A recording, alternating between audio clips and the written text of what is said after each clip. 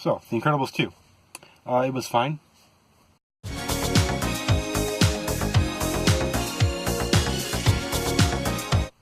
In all seriousness, though, it was a little bit disappointing. I mean, the first movie is one of my favorite films of all time. It's one of my favorite Pixar movies. It's one of my favorite animated movies. I think it's one of the best superhero movies ever made. So in some ways, I mean, this was never going to live up to that. And by the time, I went to see it, I wasn't really expecting it to, but I was hoping it would at least have a better story than it did.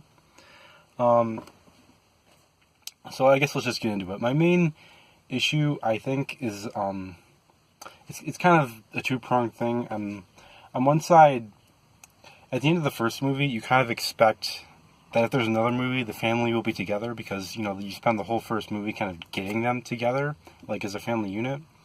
So I was sort of disappointed, and I knew this going in because of the trailers, but I was sort of disappointed that Helen is separated from the rest of the family through the whole thing. Sort of a reversal of the first one, where Bob is separated from them. And of course, it's not like she's, unlike Bob, she's not hiding it from her family or anything. It's just, they agree to it, and it has to be this way because the government is still banned superheroes or whatever. But in my opinion, a lot of the really interesting character stuff happens with Bob and the rest of the family. And all the cool action stuff happens with Helen. So because of this, we don't really get to see Bob or the kids do a lot of superhero stuff until the beginning and the end of the movie. Nothing really in the middle. And then Helen is kind of left out of a lot of the interesting character stuff, I think. I mean, I think we learn more about her, but she doesn't really go through any growth.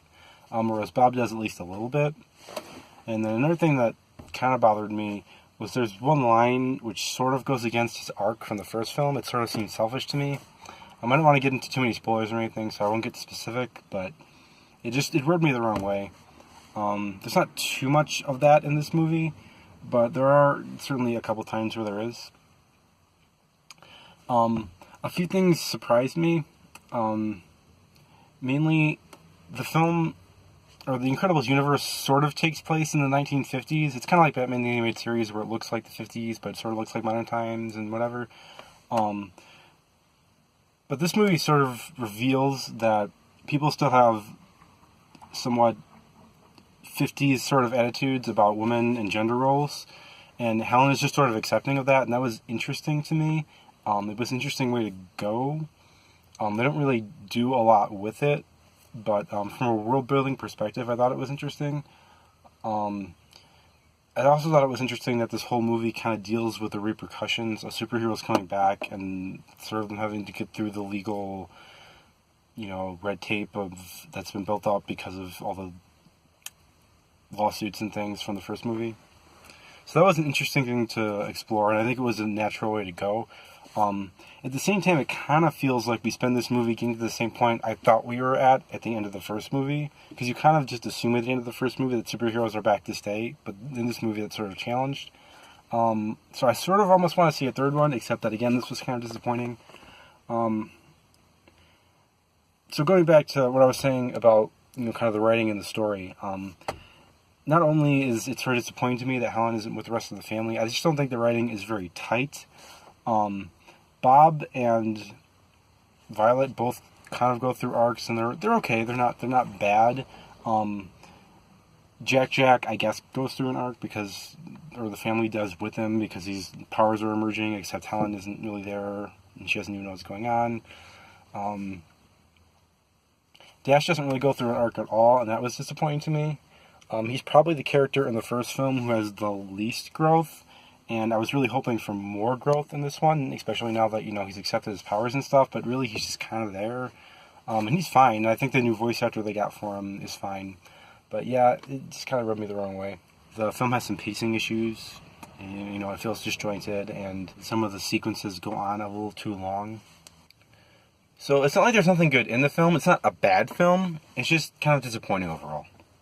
The animation is amazing. It's not groundbreaking like the first film was, but animation certainly has gone a long way in the last 14 years since that film was released, and you can tell. In fact, it almost took me out of the film at first because the skin textures and stuff are so much more detailed and realistic looking. But I got used to it and it was fine. There's a lot of fun humor.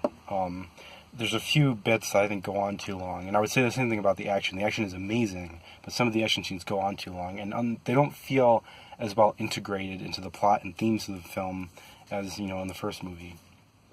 The villain's alright. She has at least understandable motivations, and like the plot makes sense. But again, I don't think she's as well integrated into the themes of the movie, and she's not as like personally related to the characters as Syndrome was in the first movie. And I mean, Syndrome was just kind of an amazing villain, so it was kind of hard to live up to, you know. But yeah, going back to the humor, I think Edna was used pretty well in this movie. I was afraid they'd overuse her and it would get irritating, but it didn't, and I was glad of that. So overall, I had fun with the movie. It was fun seeing the characters come back together, even if they're separated for a lot of the movie. It was, you know, it was funny. There was a lot of cool action scenes. It's beautifully animated. Michael Giacchino's score is really good. But the story was a little disappointing. I kind of want to see a third one, but at the same time I'm sort of ambivalent because of I only started this one.